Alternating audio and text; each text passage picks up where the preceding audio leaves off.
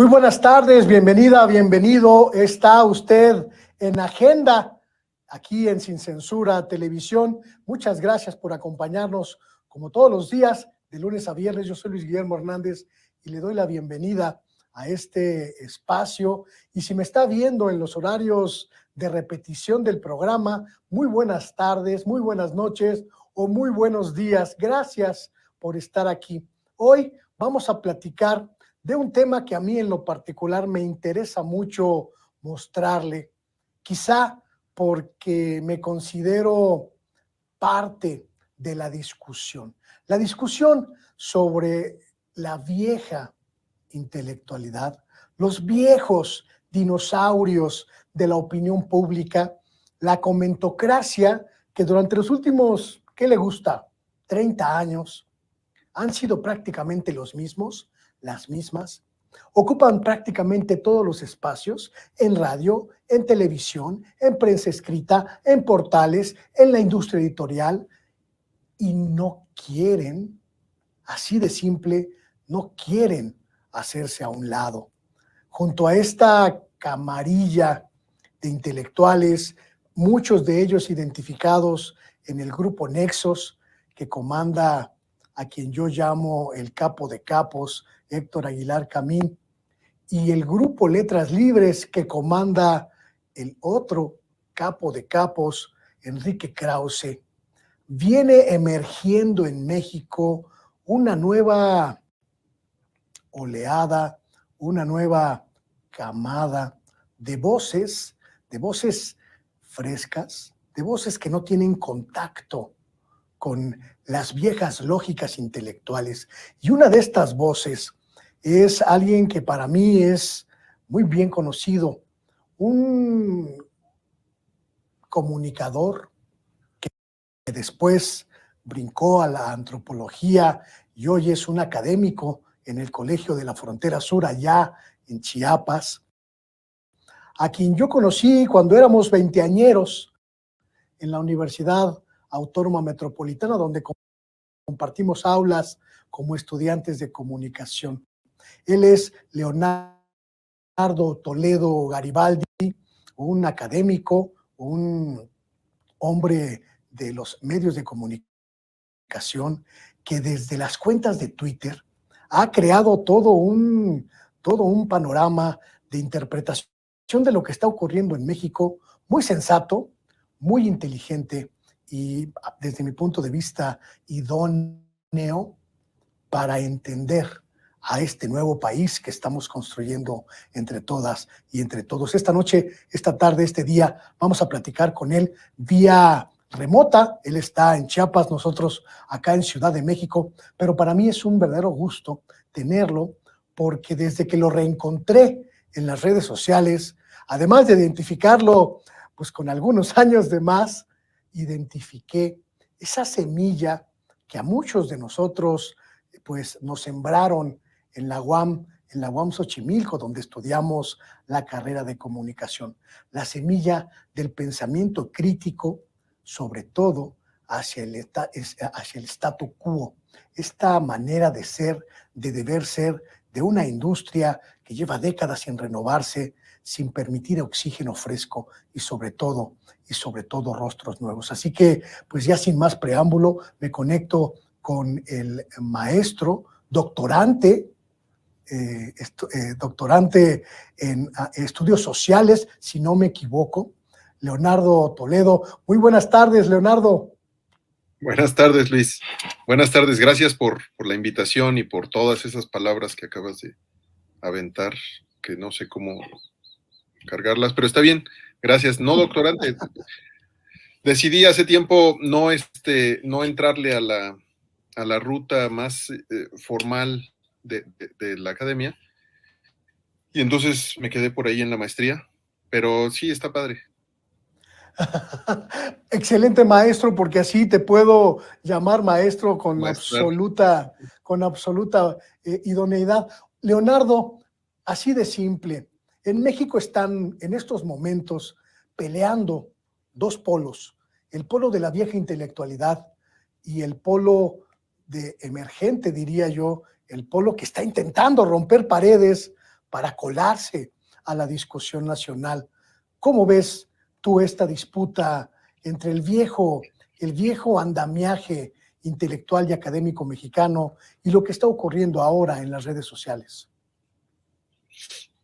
Bueno, pues es un fenómeno que ya lleva un rato, pero apenas ahora se está como rompiendo el cascarón.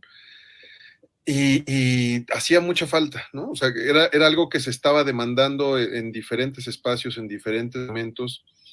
Todo el proceso en el que estuvimos de romper las voces únicas de los medios, por ejemplo, que esa fue una pelea que se dio desde varias trincheras, ¿no? Tanto en confrontando a Televisa, confrontando a los voceros únicos, a los que tenían las voces únicas en los medios, como desde la academia. Desde la academia ha sido una cosa mucho más dura, mucho más difícil, que pues, la academia se mueve lento, ¿no? Se mueve bastante lento. Y construyó un aparato, construyó una estructura que le permitía como regurgitarse, ¿no? Rehacerse. Y no soltar, ¿no? O sea, lo que tenemos en la Academia Mexicana institucionalizada son personas que construyeron una serie de reglamentos para quedarse hasta ad eternum, ¿no? Para siempre, con sus plazas, con sus espacios, con sus líneas de investigación, y que ha hecho muy difícil que se renueve la mirada en términos de investigación, en términos de muchas cosas por ahí. Y también, pues esto que mencionó, perdón.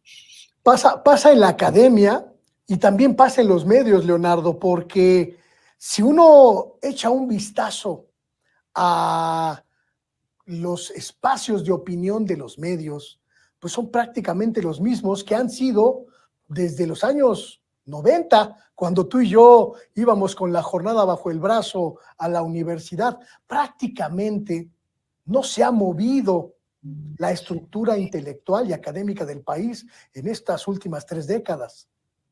Uh-huh. Sí, es esto de estas dos grupos, ¿no? Estaban Nexos y también estaban Letras Libres, los herederos de Vuelta, que contenían todo en sí mismos, ¿no? O sea, para poder ser un intelectual y un opinador y un lo que sea, tenías que formarte desde ahí, o ser heredero, ¿no? O sea, o venir de una tradición, tener los apellidos necesarios, tener los amigos necesarios, ir a las fiestas específicas, y esa era la forma de entrarle, ¿no? Te veían, te descubrían y decían, este muchacho promete, y te iban poniendo, ¿no? Te iban poniendo sin que necesariamente fueran personas que podían construir un discurso, digamos, decente, ¿no? Muchos de los que ahorita están opinando, que vienen de esa ubre, pues no tienen muchos elementos, o sea, tienen una serie de estrategias para parecer que están opinando, pero realmente no tienen trabajo de campo, no tienen una trayectoria de investigación, no tienen como nada, ¿no? O sea, solo aparecieron y los designaron y ya son opinadores, ¿no? Eso se está notando muchísimo ahora, o sea, cuando este asunto de las redes obliga a tener, bueno, ya sabes, esto de los expertos que aparecen cada semana dependiendo del tema, con ellos se nota mucho que no tienen idea de un montón de cosas, ¿no? Aplican como un modelo, el mismo modelito a todo, y se avientan a opinar sin mucho detrás, ¿no? De su opinión. Hay este andamiaje en el que el favoritismo, el compadrazgo, el amiguismo prevalece, pero además la obediencia, ¿no? Porque tú identificas a los intelectuales de un grupo y ya prácticamente sabes qué piensan y cómo van a opinar de determinados asuntos, ¿no? Pero además sabes cómo se mueven esos hilos dentro de esa industria que, como tú bien dices, pues prácticamente se reproduce a sí misma, muy endogámica, y no permite que voces nuevas, que voces frescas, que voces distintas, que no fueron a esas fiestas, que no pertenecen a esos grupos, entren a la discusión, en una especie de derecho exclusivo de uso de los espacios de comunicación en México, ¿no? Sí, y creo que es justo eso que movió la situación, ¿no? O sea, la posibilidad de tener muchos más espacios, de tener muchos más formas de decir tu palabra, de poner tu voz, de opinar respecto a lo que sucede, hizo que aparecieran nuevas versiones, aparecieran nuevas voces, nuevas perspectivas de la realidad, ¿no? De las realidades. Y entonces tienes a un montón de gente construyendo su posición, su perspectiva, que no necesariamente coinciden, ¿no? O sea, digamos, es todo tienes a los fuertes, a los viejitos poderosos, de un lado, que tienen esos mecanismos de autolegitimarse, y del otro lado tienes un montón de gente de diferentes extracciones, de diferentes estudios, diferentes posiciones respecto a políticas económicas, de todo, que están construyendo pues formas diferentes de verse. Y lo que nos suele pasar es que nos gusta pelearnos entre nosotros, ¿no? O sea, están ellos ahí, siguen hablando, siguen teniendo el control de los medios, el control de la academia, y por acá pues nos estamos peleando, no, es que tú dijiste así, no, tú dijiste así, no, yo creo que un poco esta cosa de cómo le vamos a hacer con el mundo cuando lo conquistemos, cuando todavía no se tiene, ¿no? Vender el queso antes de tener las cabras, todas esas cosas. Y nos gustan, o sea, nos gusta estarnos peleando, pero es como la forma en cómo se construyen, como diría ese Talcún, ¿no? Cómo se construyen los nuevos paradigmas. Hay que pelearnos, hay que ver quién sobrevive. No me gusta porque justo el chiste de estas nuevas voces es que son muy diversas, son muy, muy diferentes unas de otras, no como eran los antepasados, que tenían que estar alineados al jefe de la tribu, y te tenía que gustar El laberinto de la soledad, aunque dijera puras obviedades, y te tenía que gustar así.